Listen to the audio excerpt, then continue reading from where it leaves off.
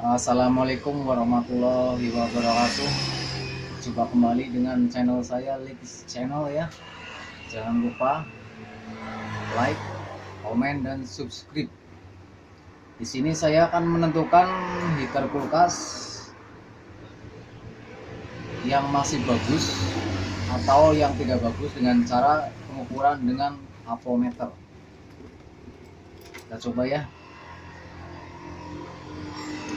Ini heater bawaan kulkas Polytron seri 21.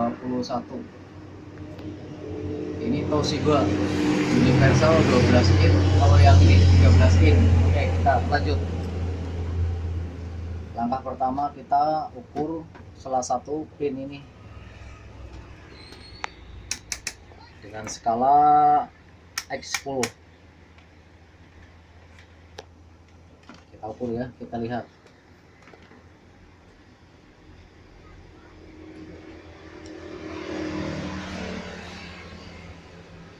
Oke teman-teman, di sini udah jarum masih bergerak ya. Ini mengindikasikan bahwa heater ini masih layak dipakai walaupun bekas juga. Sekarang yang satunya.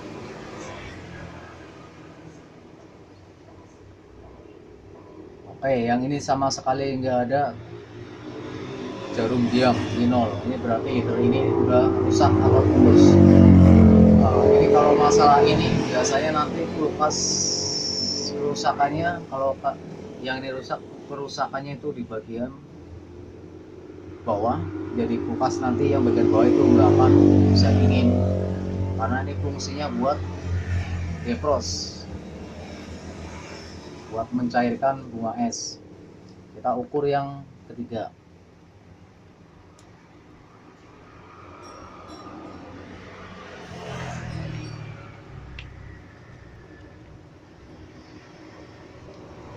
Oke, kita ukur, kita lihat arah jarum meninggal skala avometer ini masih bergerak. Ini masih sangat bagus. Cukup sekian. Jangan lupa ya subscribe. Waalaikumsalam.